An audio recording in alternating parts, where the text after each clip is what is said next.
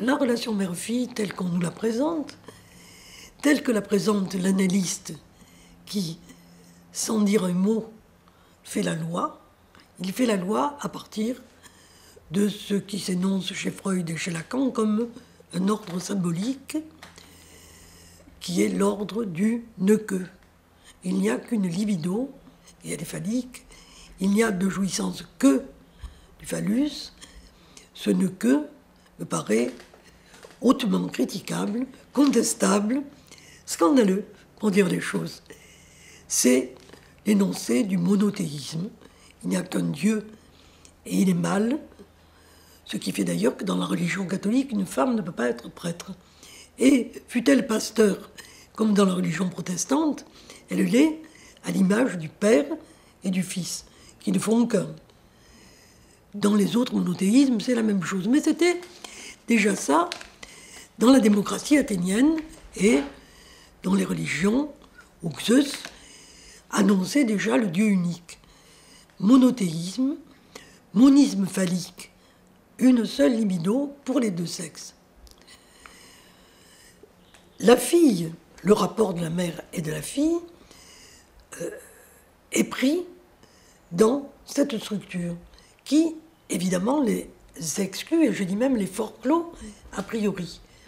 Comment serait-ce une relation constructive, désirable, fructueuse, possible, féconde, puisque, a priori, la mère, pour que s'instaure ce monothéisme, ce monisme phallique, la mère a été tuée.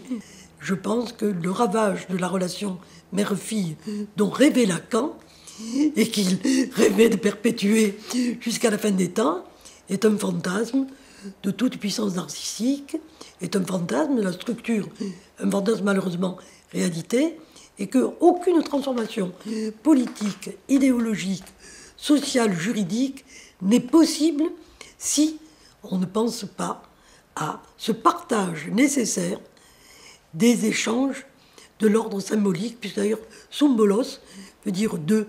Donc il faut bien qu'il y ait les deux parties qui se rencontrent pour créer un ordre contemporain, un ordre véritablement fécond. Et d'ailleurs, c'était mon idée,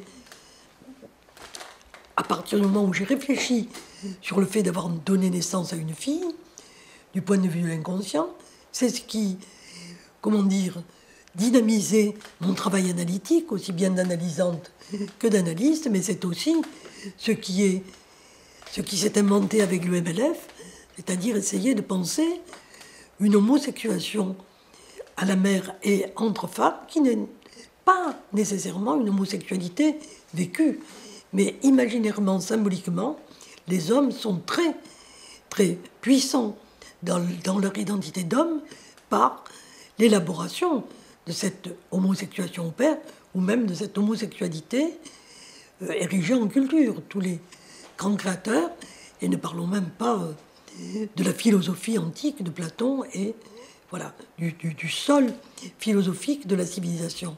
Cette civilisation est dans un grand malaise parce qu'il n'y a pas de contrepartie. Donc je disais que nous allions faire un MLF non mixte pour accéder, par l'affirmation de notre libido, c'est-à-dire de notre force créatrice, de notre force sexuelle et inconsciente créatrice, pour accéder à un monde, je disais, hétérosexué, c'est-à-dire où il y aurait des hommes et des femmes. Ce qui, d'ailleurs, quelques années après, s'est affirmé par la loi sur la parité.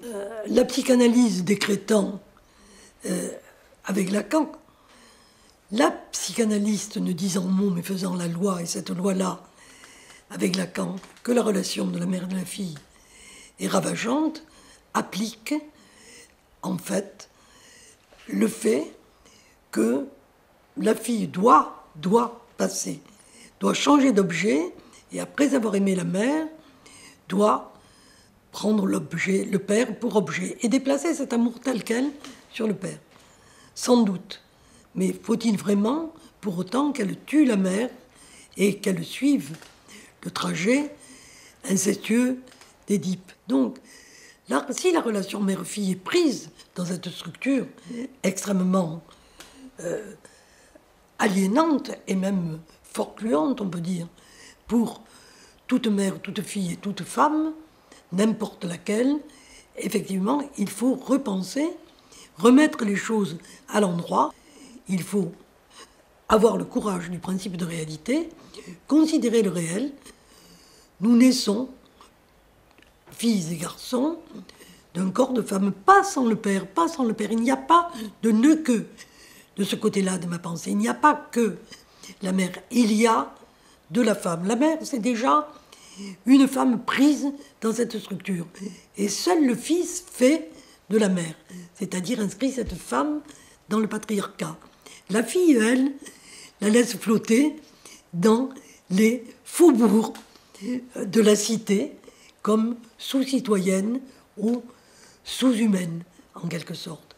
Et il me semble que la structure qui s'échange de mère en fille est une structure qui va de l'avant, qui ne fait pas retour, qui n'est pas révolutionnaire, qui ne revient pas à l'origine, qui n'exige pas qu'on retrouve l'objet perdu, interdit, qui est la mère sous punition pour inceste, mais qu'on la retrouve, cette mère, différente en soi, dans la compétence utérine, dans la capacité de donner à la vie qu'elle nous a donnée. Et que c'est une transmission, en quelque sorte, à la fois verticale et horizontale, qui ne fait pas retour. C'est pour ça que, très vite, j'ai dit que je n'étais pas révolutionnaire, mais plutôt évolutionnaire.